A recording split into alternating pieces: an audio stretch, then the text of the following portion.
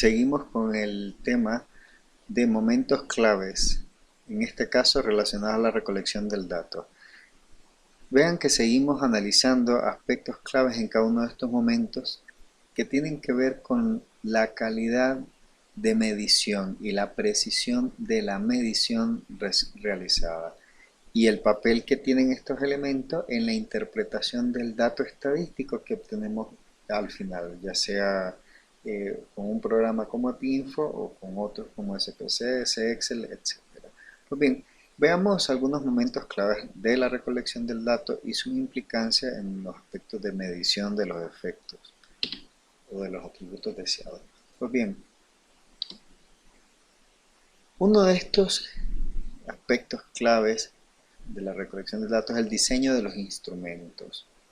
En el diseño de los instrumentos, a la hora de definir las variables, el cómo vamos a medir las variables, de qué manera, por ejemplo, edad, lo recogemos con qué nivel de precisión. Solicitamos fecha de nacimiento para tener una mayor cantidad de precisión en la estimación del número de días, meses, años cumplidos desde su nacimiento hasta la aplicación de la encuesta, o le solicitamos el número de años cumplidos, o sea, ¿qué estrategia vamos a utilizar? Pues hombre, esto depende de para qué queremos el dato y cómo lo queremos utilizar. Por ejemplo, veamos un ejemplo, la utilización de las escalas inadecuadas, utilizando específicamente el ejemplo de esto, de edad en años, para analizar el estado nutricional en los adolescentes.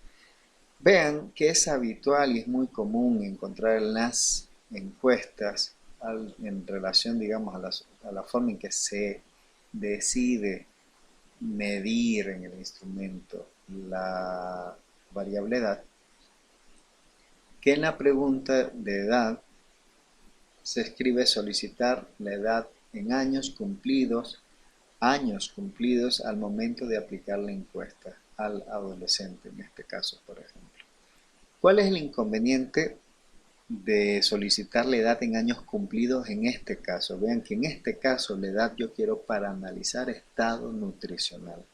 El problema es que en adolescentes no me sirven las tablas de interpretación del estado nutricional que utilizamos en adultos, sino que lo que se propone son eh, tablas de interpretación del índice de masa corporal, que ustedes ven la escala de índice de masa corporal a su izquierda, señaladas por el cursor en este momento, va desde 12 hasta 36 en este caso, en esta escala, pero que el índice de masa corporal en los adolescentes, comprendido en edades de 5 a los 19 años, tiene que hacerse apegados o sea, estrictamente la interpretación del índice de masa corporal tiene que ir apegado a la edad del individuo y a la edad con un nivel de precisión en meses. Vean, no es lo mismo que me digan que un adolescente pesa 22, perdón, tiene un índice de masa corporal de 22. 22 no se interpreta de la misma manera en un adolescente de 9 años y 6 meses.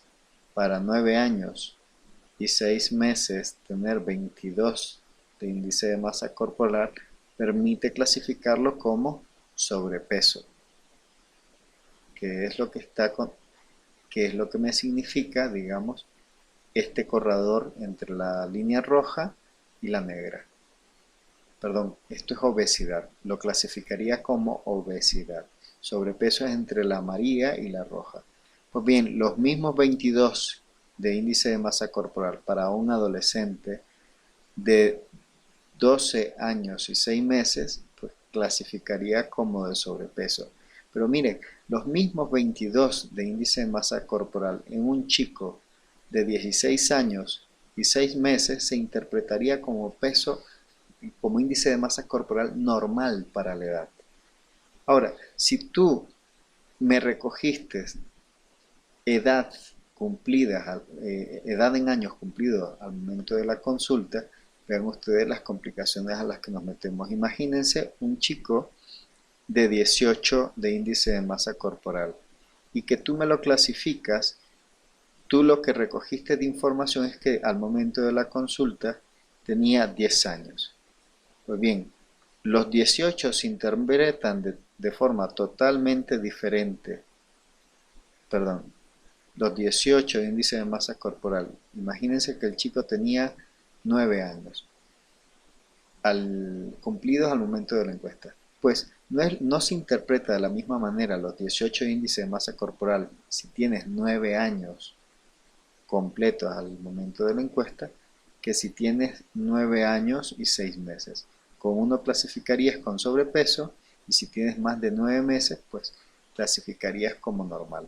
El problema es imposible muchas veces clasificar al menor de forma adecuada si no me recoges, en este caso para el análisis de estado nutricional, la edad con una precisión de años cumplidos y meses cumplidos al momento de la encuesta.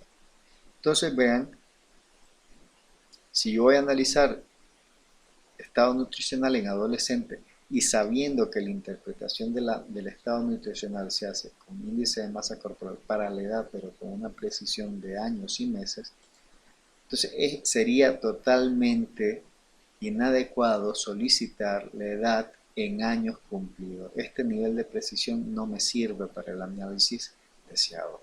Necesitaría al menos recoger la fecha de nacimiento y una fecha de control, que sería la fecha de aplicación de la encuesta, con la finalidad de calcular la cantidad de días transcurridos, lo divido entre 365 y tendría la cantidad de años, y entre 12 tendría la cantidad de meses. Entonces tendría la cantidad de años y meses transcurridos desde la fecha de nacimiento hasta el día de aplicación de la encuesta. Bueno, entonces, esta parte del diseño de los instrumentos, el cómo mido cada variable, es vital.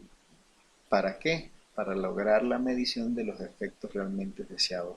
Es decir, a la hora de asignar los valores a las variables, cómo voy a medir las variables, y esto es algo que vamos a ver al final de esta sesión de trabajo de la semana 1, pues las escalas de medición y la forma de medirlo tiene que ser pensando siempre en el final, de cómo lo voy a analizar.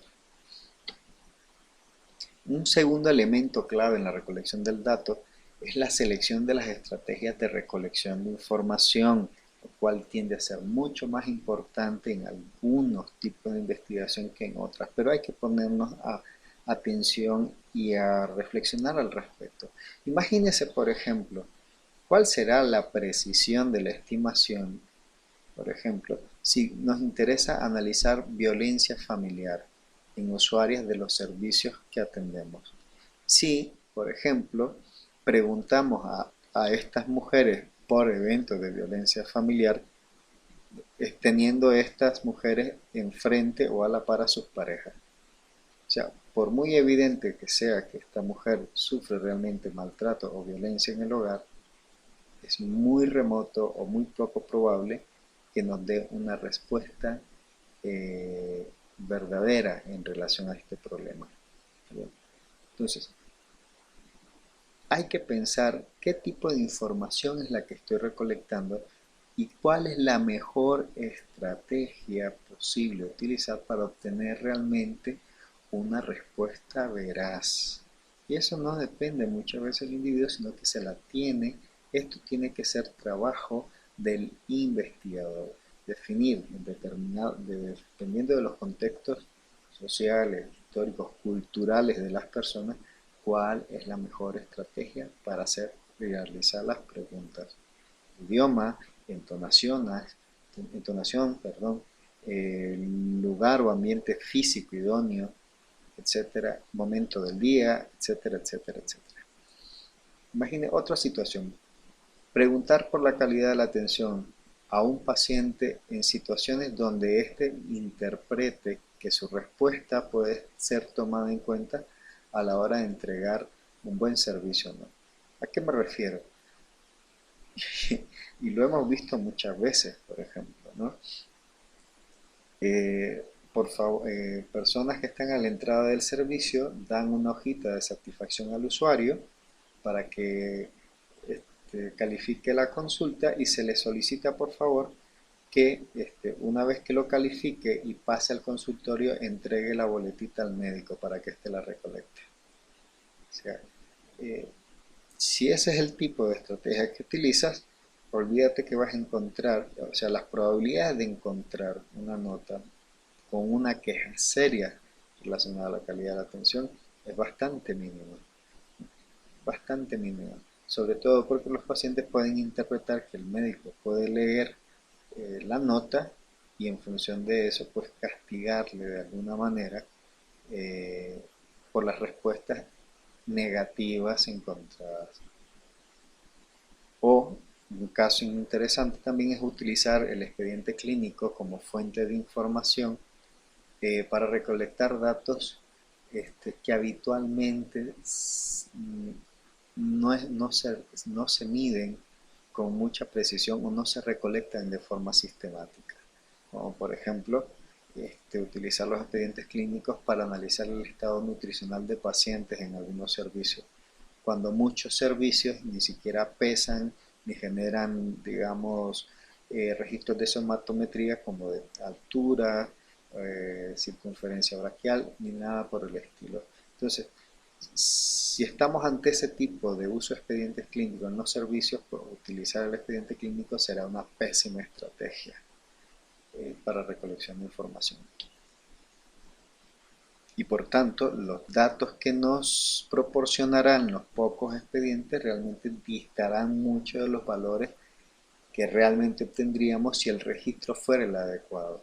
Bueno, entonces vean cómo la selección de la estrategia de recolección de información también impacta en los resultados que obtenemos al final. Entonces, los resultados tienen que irse interpretando a la luz de todos estos elementos. Por eso es que es importantísimo también hacer una lectura crítica del documento, del protocolo de investigación y de los resultados del proceso también de implementación de la estrategia de recolección de datos. Otro momento clave que destacamos, por ejemplo, es el desarrollo de los mecanismos para corroborar la calidad del registro. Es imprescindible, recuerden que la actividad de registro de información la desarrollamos humanos y siempre es posible generar errores en las capturas, ¿no? Ya sea a la hora de preguntar a la persona y registrar en la encuesta, preguntemos por X, la persona nos diga Y o la persona nos dice Y y nosotros registramos X, a la hora de capturar la información de la encuesta al ordenador, a la base de datos electrónica, y que también es uno de los pasos donde más frecuentemente incurrimos en error.